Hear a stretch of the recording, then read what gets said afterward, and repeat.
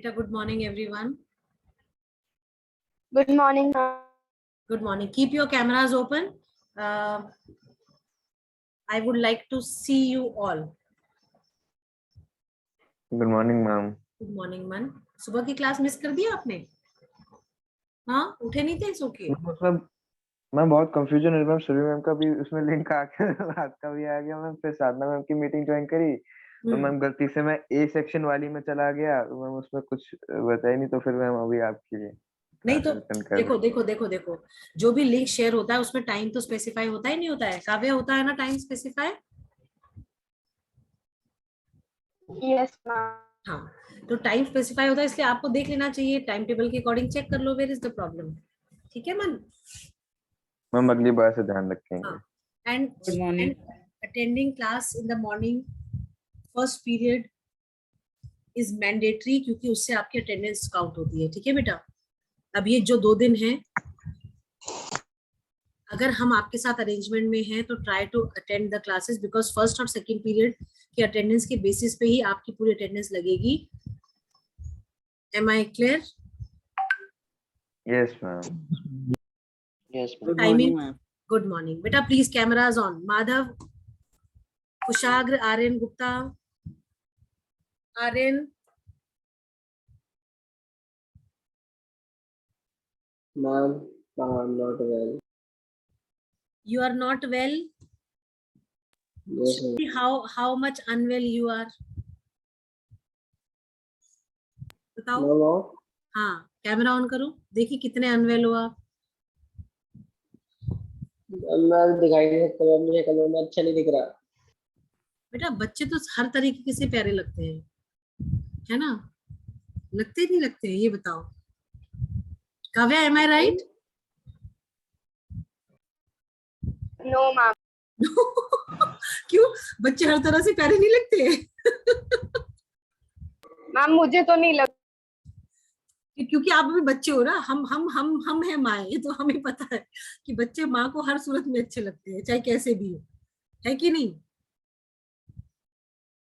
Yes. Good morning. Yes. Good morning बेटा। Cameras on कर लो बेटा। हम अटेंडेंस भी लिखेंगे आपकी लास्ट के 5-10 मिनट्स में। I count for the attendance also. Ashish, good morning. Good morning ma'am. Ashish Eid का चांद है, क्लास में कभी कभी आते हैं, है ना आशीष? मैम आता हूँ मैम, कैमरा ऑन नहीं करता। तो हमें कैसे पता चलेगा कि आशीष क्लास में है? बताओ। हैं?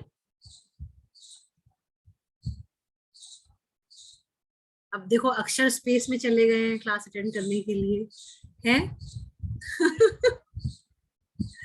Okay, Ayush, good. मन, कैमरा ऑन करो बेटा। आर्यन, आप भी कर लो बच्चे। Now tell me, what did we do first? सुबह वाली क्लास में तो वी डिड ज्योग्राफी वर्कशीट, ठीक है? तो उसके आंसर्स हमने कर लिए थे, राइट? चलो उसको हम बाद में देख लेंगे। अब आप हमें बताओ, civics reading we were doing, right? Yes, ma'am. Ma'am, we have to start. We have to Start, ma'am. start, right? Yes, ma'am. We have completed the flow charts. Yes, ma'am. We have completed the flowchart. Okay, we have completed the flowchart. I am just connecting with the next device, second device. Give me a minute.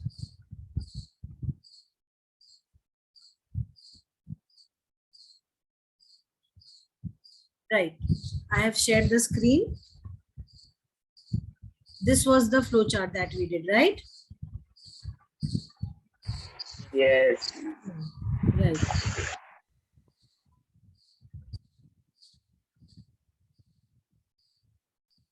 There are total 7 flowcharts. Ma'am ये तो काफी पहले का हो चुका ma'am. हाँ, वही हम We have done all. हम आपको पूरा दिखा रहे हैं। ये बताओ, हमें 6th-7th वाला हो गया है हमारा बेटा? Yes, ma'am. Okay. Yes, ma'am. This is also done. Fine. Fine. तो अब हम शुरू करते हैं chapter reading along with explanation, right? बेटा, कैमरास अभी भी बहुत बच्चों के नहीं खुले हैं। Please open your cameras, please. It's a request, humble request.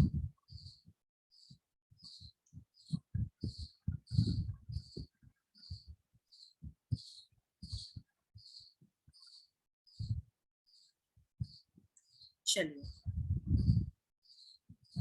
मन, यशिका, कुशाग्र, आर्यन गुप्ता ने मैम पढ़ा। कर रहे हैं, मैम कर रहे हैं। मैम आई एम ब्रिंगिंग हाँ, ओके।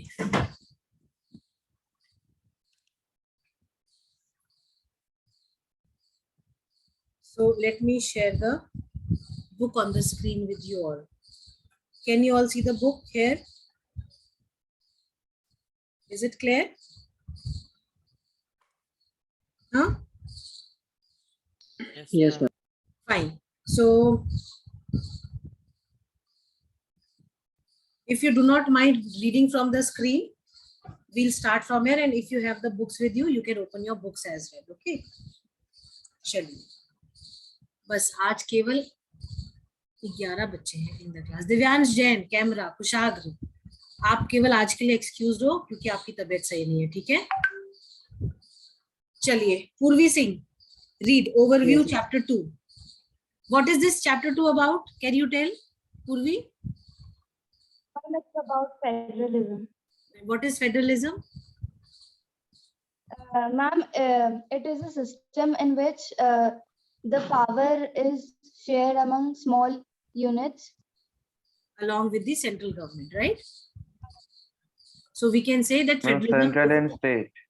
हाँ, we can say that federalism is a system of governance where there are different levels of government sharing powers, right? Some vertical power sharing. Yes, it is vertical power sharing. Very good.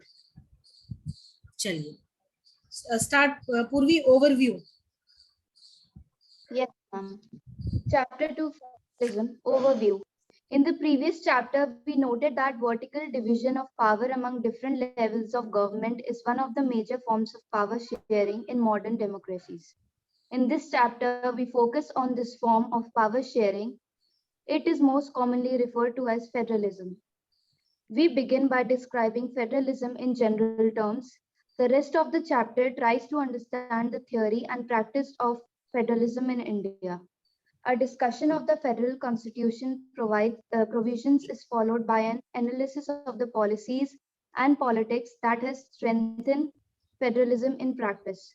Towards the end of the chapter, we turn to the local government, a new and third tier of Indian federalism.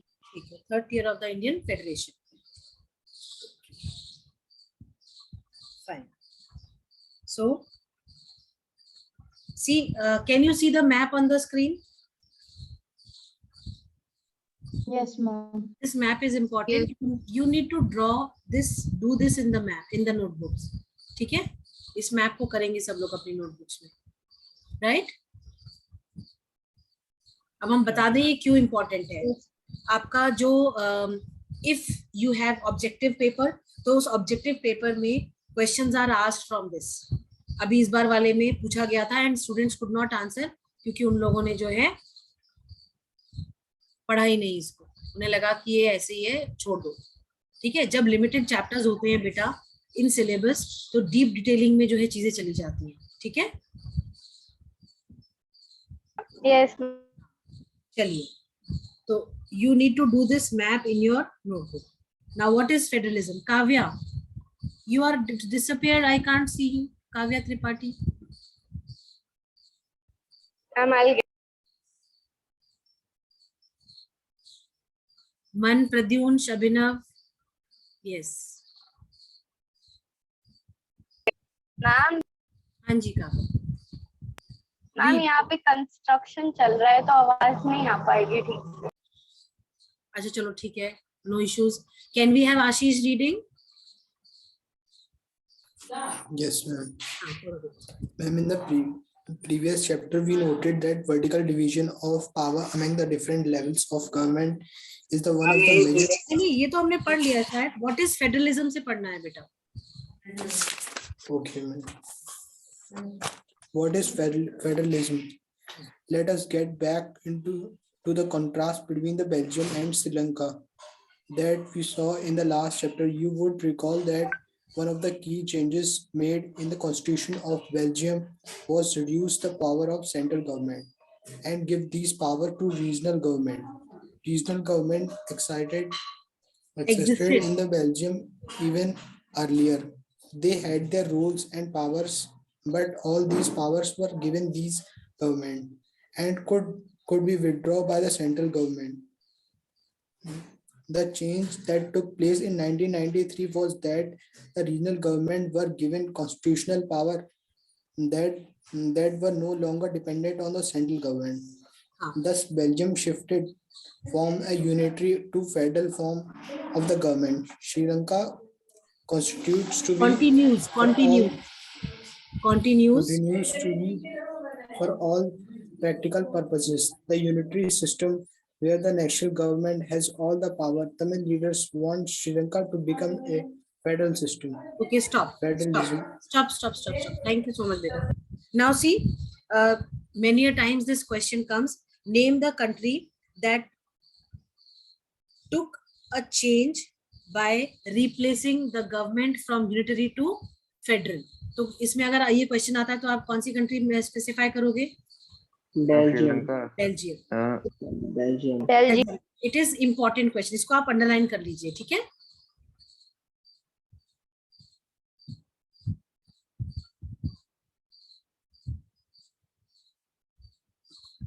Ma'am Belgium shifted from a unitary to a federal system. हाँ जी बोलो बेटा. Ma'am पर Belgium ने ऐसा क्यों किया? बेटा बेल्जियम ने ऐसा इसलिए किया ताकि जो है लड़ाई झगड़े कम हो, कॉन्फ्लिक्ट्स कम हो, हार्मनी ज्यादा प्रिवेल करे, है ना? Okay ma'am. ठीक है. Ilma, are you there? Yes ma'am. हमें आप दिख नहीं रहे हो, हमें देखना भी है आपको, सुनना ही नहीं है केवल. If you could open your camera. चलिए. अभी देख लेंगे 2 मिनट रुक जाइए. Anything in this not clear or understood? This whole paragraph which Ashish has read. Clear? Yes ma'am. Yes ma'am. Now the second paragraph that one of you is going to read. This second paragraph tells you about the difference between a federal form of government and a unitary form of government. How unitary system is completely different from the federal system. If you remember the flowchart, I think from the flowchart it is completely clear. So can we have Man reading it? Yes, ma'am. पढ़ो बेटा. Federalism is a system of government in which the power is divided between a central authority and various constituent units of the country. Usually, a federation has two levels of government. One is the government for the entire country that is usually responsible for a few subjects of common national interest.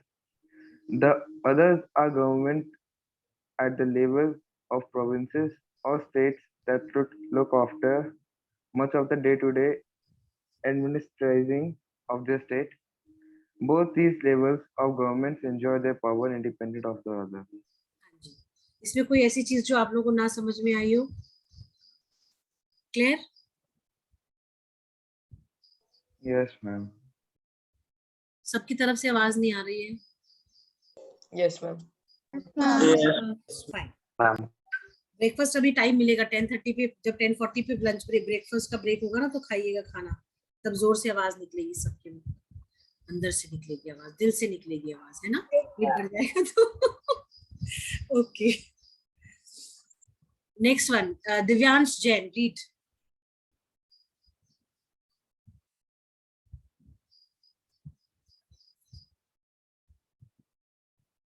पढ़ो बेटा Divyansh.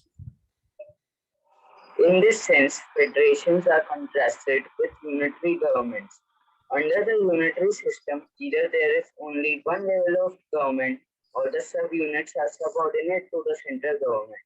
The central government can pass on orders to the provincial or the local government. But in a federal system, the central government cannot order the state government to do something. State government has powers of its own for which it is not answerable to the central government. Both these governments are separately answerable to the people. ठीक है. इसमें कोई ऐसा point जो आपको ना समझ में आया हो? बताओ. I hope it is all clear and understood. Yes. बेटा ये इंपॉर्टेंट टॉपिक ऐसे है कि इसमें क्वेश्चंस आते हैं to distinguish how unitary form of government is different from federal form of government, what are the points of difference between federal and the unitary system of governance. ठीक है. Now coming to the features. Features are important because आपको पता होना चाहिए. अगर आपको features नहीं पता होंगे तो you will not be able to segregate कि ये कौन किसके बारे में बात कर रहे हैं. तो सबसे पहले जो फेडरलिज्म का फीचर है, it is that when we say federalism, we are actually talking about division of powers among the different levels that we have, vertical division of power that we have, right? Yes, ma'am. Yes. Then Yes, there are ma'am. different tiers of government that govern the same citizens, but each tier has its own jurisdiction in specific matters of legislation, taxation and administration. जब बात आती है govern करने की तो हम same citizens को govern करती हैं लेवल्स ऑफ गवर्नमेंट पर अपने अपने लेवल पे. ठीक है. ठीक है बेटा. अब अपने अपने लेवल पे जब ये गवर्न Yes, करते हैं ma'am. तो अपने अपने लेवल पे जब ये गवर्न करते हैं तो जो स्टेट गवर्नमेंट है और जो सेंट्रल गवर्नमेंट है इनके अपने अपने लेजिस्लेशन के सब्जेक्ट्स होते हैं, अपने अपने टैक्सेशन के सब्जेक्ट्स होते हैं और एडमिनिस्ट्रेशन भी ये अपने हिसाब से ही जो है कैरी ऑन करते हैं. ठीक है. ये नहीं है कि अगर जो है हिमाचल प्रदेश में किसी तरीके का एडमिनिस्ट्रेशन हो रहा है और भाई पंजाब चाहे कि हम भी हिमाचल की तरह एडमिनिस्ट्रेशन कर लें तो नॉट पॉसिबल, क्योंकि हिमाचल के अपने जो है कैरेक्टरिस्टिक्स हैं उस स्टेट के. ठीक है. और पंजाब के अपने कैरेक्टरिस्टिक्स हैं एज अ स्टेट. ठीक है. Punjab is a agricultural state whereas Himachal is not an agricultural state. ठीक है. हिमाचल एक हिली स्टेट है. तो यहाँ के जो टैक्सेशन होगी वो according to the business that the state has उसके अकॉर्डिंग होगा और पंजाब में एज पर द ट्रेड और business whatever the people have in that particular state. ठीक है. ये क्लियर हो गया सबको टैक्सेशन वाला पार्ट, राइट? Yes, ma'am. चलिए Yes, ma'am. फिर अब आप आ जाओ भाई लेजिस्लेशन में भाई कानून जो बनता है स्टेट. अब कुछ स्टेट्स होते हैं जहां पे अब अगर आप पंजाब का एग्जांपल देखो और अगर आप हिमाचल का एग्जांपल लो तो जिस तरीके से पंजाब में ड्रग्स बहुत ज्यादा जो है कॉमन है, हिमाचल में ऐसा नहीं है ना? नहीं है ना मैम? पंजाब में सब लोग बेटा? सब लोग नहीं लेते हैं पर पंजाब में बहुत ज्यादा प्रोमिनेंट है ये प्रॉब्लम. ठीक है. तो जब पंजाब में जो गवर्नमेंट है वो जब उसको कानून बनाना होगा तो वो इस जो मेजर प्रॉब्लम्स होती है उनको हमेशा देखती है कि भाई क्या क्या प्रॉब्लम्स हैं और उन प्रॉब्लम को ध्यान में रखते हुए अकॉर्डिंगली लॉज बनाती है. ठीक है. तो जिस भी स्टेट में जो भी प्रॉब्लम्स होंगी या जो भी प्लस पॉइंट होंगे या जो भी ड्रॉबैक्स होंगे उनके अकॉर्डिंग ही कानून बनता है या लॉज बनते हैं जिससे कि स्टेट का एडमिनिस्ट्रेशन जो है स्मूथ हो सके. ठीक है. Yes. ठीक है. अब Yes, आप आ ma'am. जाओ थर्ड फीचर पे आ जाओ. थर्ड फीचर कहता है कि दोनों लेवल्स ऑफ गवर्नमेंट के अपने अपने जुरिस्डिक्शंस होते हैं. ठीक है. और जो कॉन्स्टिट्यूशन ने स्पेसिफाई करा हुआ है कि सेंट्रल गवर्नमेंट के क्या पावर्स हैं, स्टेट गवर्नमेंट के क्या पावर्स हैं और ये जो दोनों लेवल ऑफ गवर्नमेंट है ये एक दूसरे के मामले में इंटरफेयर नहीं करेगी unless and until the one of the government wants. जैसे अगर स्टेट गवर्नमेंट कोई प्रॉब्लम फेस कर रही है और वो ऐसी प्रॉब्लम है that the state government is not able to find a solution for that problem, तो इन दैट केस वो असिस्टेंस ले सकती है फ्रॉम द सेंट्रल गवर्नमेंट. पर सेंट्रल गवर्नमेंट चाहे कि मैं अपनी मर्जी से जो है उस स्टेट की प्रॉब्लम में घुस जाऊं, that is not acceptable. As per the law जो भी प्रॉब्लम स्टेट फेस करता है वो स्टेट अपने आप ही उसको जो है रिजॉल्व करना होता है. And if the state is not in a capacity to resolve those problems, in that case they can seek the assistance of the central government. right अब जैसे Yes, ma'am. अगर आप देखो नक्सलियों की जो प्रॉब्लम है, अब हम जो है हर दूसरे तीसरे दिन सुनते हैं भाई झारखंड में ऐसा हुआ, भाई वहां पे नक्सलियों ने हमला कर दिया फौज के ऊपर या जो सिपाहियों के ऊपर हमला कर दिया. तो ये कहीं ना कहीं ये हमारे नेशन के सिक्योरिटी के इंटरेस्ट में भी है ना. तो सेंट्रल गवर्नमेंट स्टेट गवर्नमेंट से ये क्वेश्चन कर सकती है कि भाई आप इस प्रॉब्लम को रिजॉल्व करने के लिए क्या स्टेप्स उठा रहे हो. भाई रोज जो है हमारे सैनिक मर रहे हैं, हमारी इस देश की सिक्योरिटी पे जो है क्वेश्चन मार्क आ रहा है, तो आप एज अ स्टेट गवर्नमेंट आप क्या प्रोविजंस कर रहे हो. तो ये क्वेश्चनिंग तो सेंट्रल गवर्नमेंट कर सकती है. ठीक है. जहां पे देश की सिक्योरिटी की बात आती है. ठीक. बट हर मैटर में वो क्वेश्चन नहीं कर सकती. I hope I am clear with this. Yes, ma'am. Yes, ma'am. Okay. अब फोर्थ फीचर कहता है जो कॉन्स्टिट्यूशन में कोई भी फंडामेंटल कॉन्स्टिट्यूशन का अगर हमें चेंज करना है तो कोई भी लेवल ऑफ गवर्नमेंट उसको यूनिलैटरली नहीं कर सकती। स्टेट गवर्नमेंट चाहे कि हम जो है कोई कॉन्स्टिट्यूशनल अमेंडमेंट कर दें, नॉट पॉसिबल, और सेंट्रल गवर्नमेंट चाहे कि हम अकेले जो है कुछ चेंज कर दें, नॉट पॉसिबल। जब तक दोनों लेवल्स जो है अग्री नहीं करेंगे तब तक चेंजेस पॉसिबल नहीं है। I hope I am clear. Yes ma'am. ठीक है, तो ये Yes, बहुत ma'am. जरूरी है,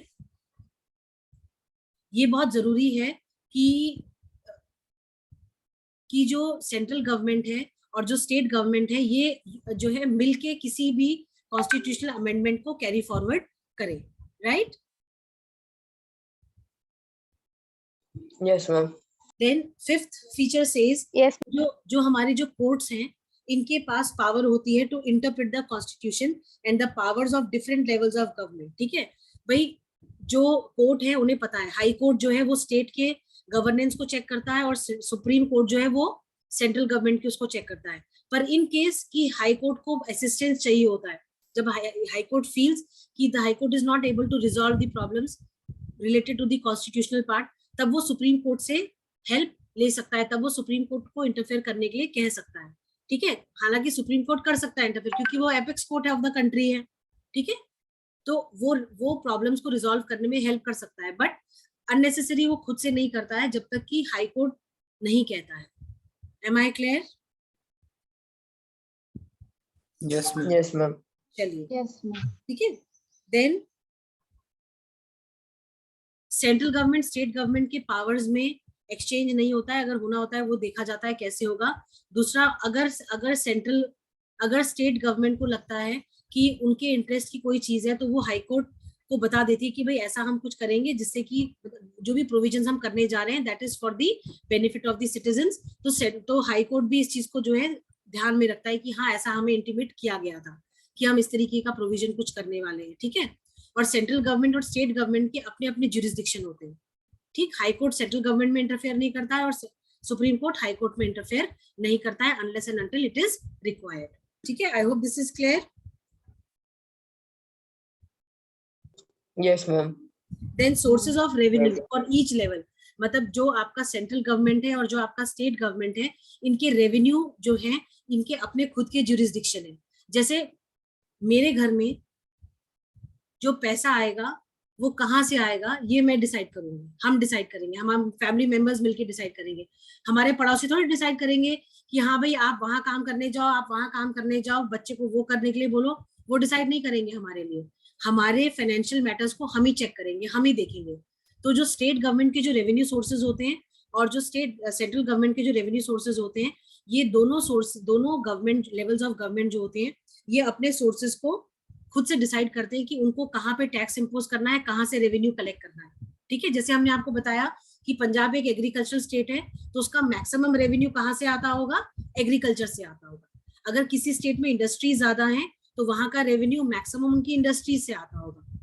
ठीक है, तो जो भी चीज जहाँ पे ज्यादा में है या जहाँ से वो टैक्सेस इंपोज कर सकते हैं और जो है कलेक्ट कर सकते हैं रेवेन्यू को, तो state government as per the need and as per the requirement वो काम करती है। ठीक है, तो फाइनेंशियल ऑटोनॉमी जो होती है, हाँ फाइनेंशियल ऑटोनॉमी जो होती है स्टेट्स की और जो आपके जो सेंट्रल गवर्नमेंट है उनकी अपनी अपनी खुद की होती है। सेंट्रल गवर्नमेंट अपना डिसाइड करती है कि उनको किस चीज पे रेवेन्यू लगाना, किस पे टैक्सेस लेने, कहाँ से रेवेन्यू कलेक्ट करना है, और स्टेट गवर्नमेंट अपने हिसाब से करती है। ठीक है, इसमें कहीं से कहीं दोनों का कोई इंटरफेरेंस नहीं होता है। ठीक है, now comes the last feature. The federal system has dual objective. One is to safeguard and promote the unity of the country, whereas at the same time the federal system also ensures to accommodate the regional diversity that is prevalent in the country. ठीक है, तो federal form of government को follow करने के दो basic reason होते हैं।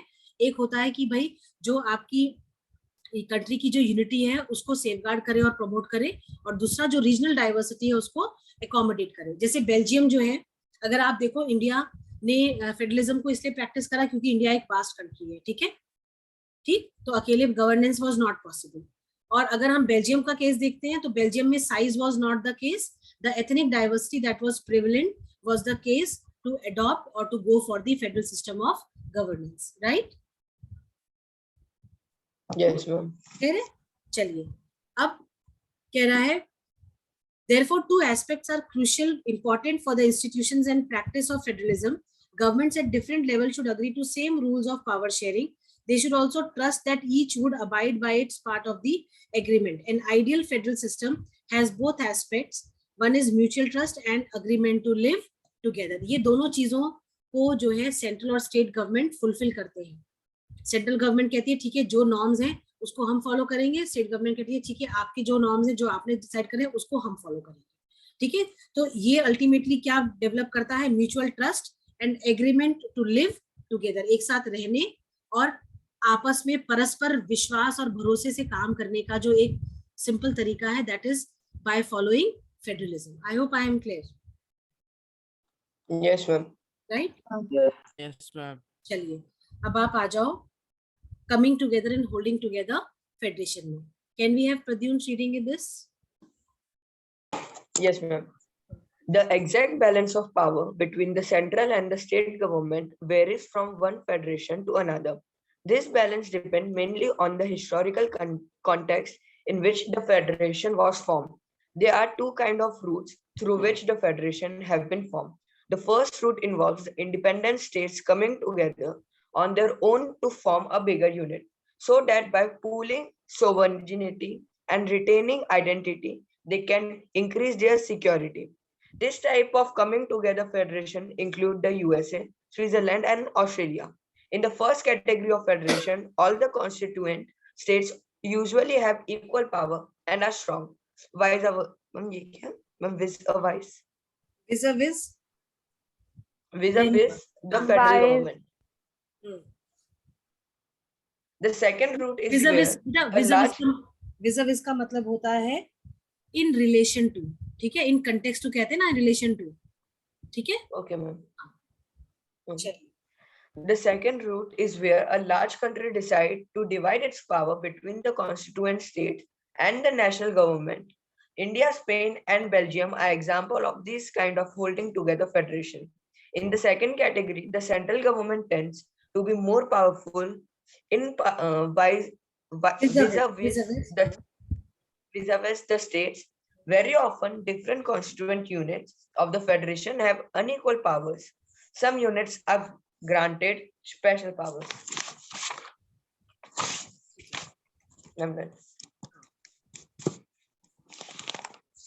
अब देखो एक ही छोटी सी एक्सरसाइज है, इसको करते हैं. Let me see how much you have understood.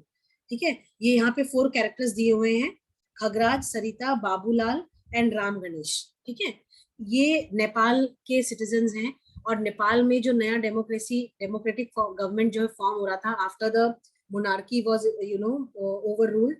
तो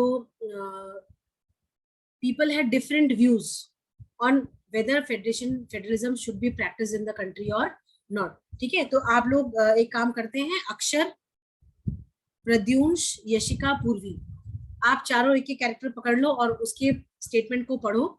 एंड आशीष, दिव्यांश, आयुष एंड आर्यन, आप इन चारों में से किसी के भी एक स्टेटमेंट को आप बताओ कि अगर उसने ऐसा कुछ कहा है तो क्या उसको फेडरेशन की समझ है कि नहीं है. अगर समझ है तो बहुत अच्छी बात है, अगर नहीं है तो उसको कैसे समझाया जाएगा. ठीक है, I hope I am clear. Yes, ma'am. चलिए, तो अक्षर फर्स्ट स्टेटमेंट आप पढ़ोगे. Yes, ma'am. हाँ, start. Khagraj, I don't like federalism. It would lead to reservation of seats for different castes group as in India. ठीक है, next प्रद्युम्श. Sarita, as in not a very big country, we don't need federalism. ठीक है, next Yashika.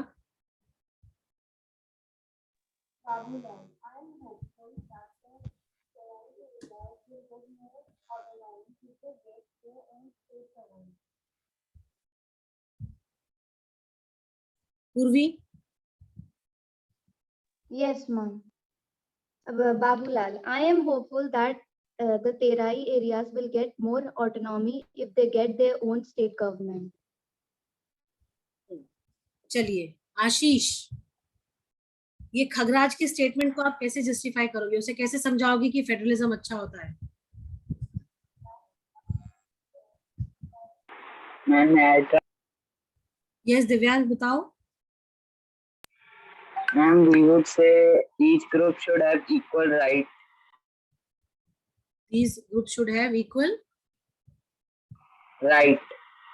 वो ऊपर मना कर रहा है ना कि रिजर्वेशन जो है दिया जाएगा. क्यों क्यों इक्वल राइट्स होने चाहिए, उसको बताओगे तो. Ma'am, so that it will lead to equality and more prosperity in the country. हाँ, क्योंकि भाई डेमोक्रेसी का मतलब ही अपने आप में क्या होता है, पावर शेयरिंग होता है ना, राइट? Yes.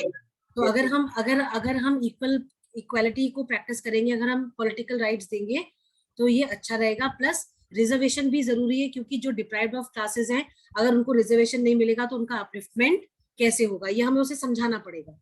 ठीक है? Yes, ma'am. चलिए नेक्स्ट. आशीष करो बेटा जस्टिफाई स्टेटमेंट को, दूसरे वाले को. Ma'am, हाँ. ma'am Babulal, ma'am, he was saying that I am hopeful that the rice area will be get more autonomy. Ma'am means, ma'am, he was saying that, ma'am, they will be more independent, ma'am, as compared to ma'am नहीं, others. तो उसके कहने का मतलब क्या था? Ma'am, he won't get more power. Level of government होगी, level of government Yes. होगी, जिससे कि ग्रोथ और डेवलपमेंट स्टेट के अकॉर्डिंग अच्छा होगा. Right Pradyush? Yes, Yes, ma'am. यही होगा ना, यही तो होगा. अगर you are not audible, mic unmute Ma'am is unmute. Unmute. Pradyush unmute yourself बेटा. हाँ,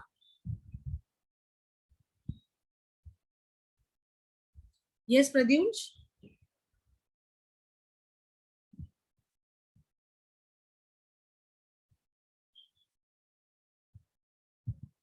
Ma'am, I think he is unable to unmute.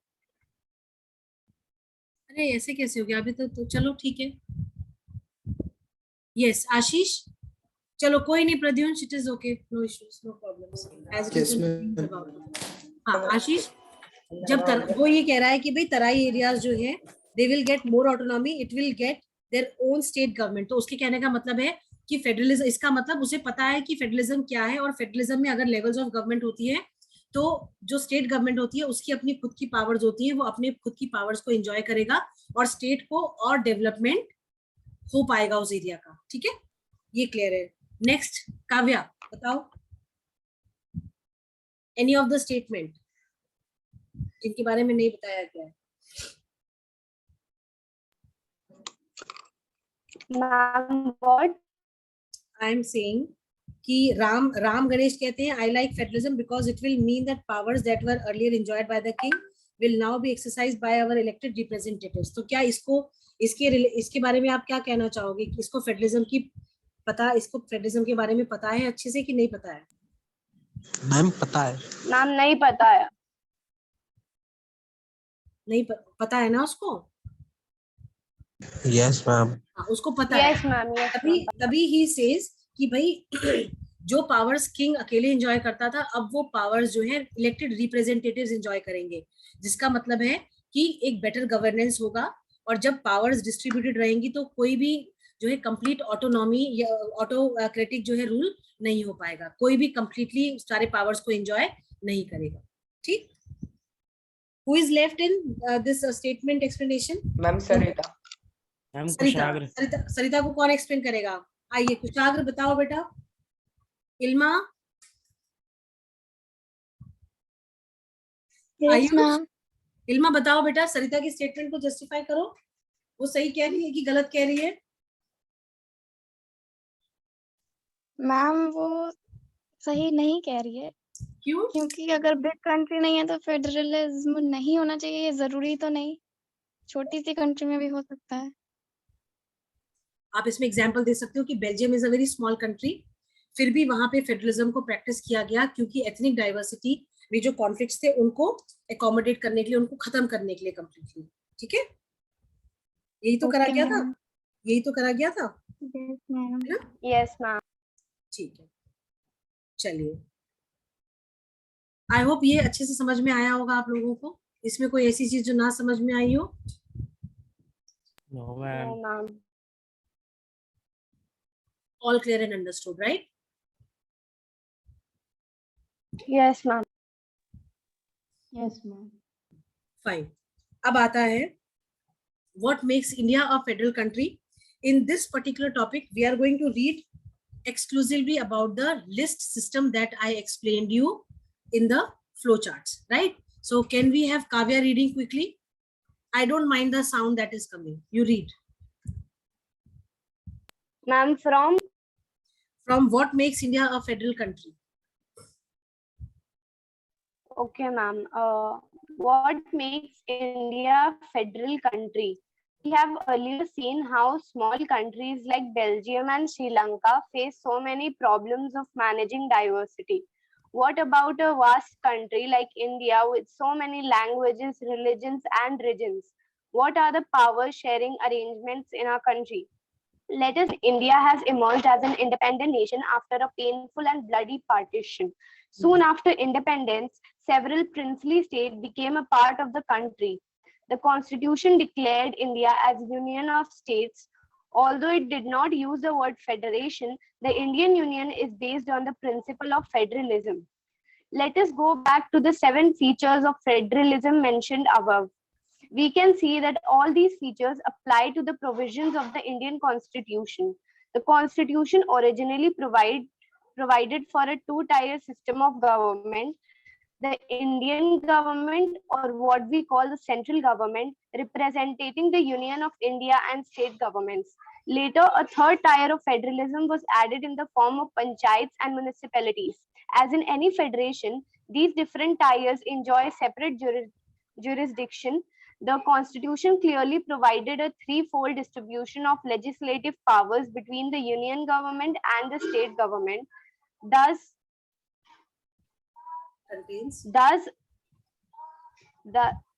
it contains 3 lists. Union list includes subjects of national importance such as defense of the country, foreign affairs, banking, communications, and currency.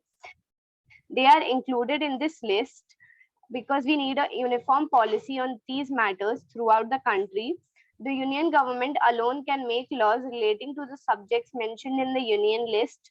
State list contains subjects of state and local importance such as police, trade, commerce, agriculture, and irrigation. The state government, forest, trade unions, marriage, adoption, and succession. Both the union as well as the state governments can make laws on the subjects mentioned in this list. If their laws conflict with each other, the law made by the union government will prevail. What about subjects that do not fall in any of the 3 lists, or subjects like computer software that came up after the constitution was made? According to our constitution, the union government has the power to legislate on these residuary subjects. We noted above that most federations that are formed by holding together do not give equal power to its constituent units. Thus, all states in the Indian Union do not have identical powers. Some states enjoy a special status. States such as Assam, Nagaland, Arunachal Pradesh, and Mizoram enjoy special powers under certain provisions of the Constitution of India, Article 371, due to their peculiar social and historical circumstances. These special powers are especially enjoyed in relation to the protection of land rights of indigenous peoples, their culture, and also preferential employment in government services. Indians who are not permanent residents of the state cannot buy land or house here. Similar special provisions exist for some other states of India as well.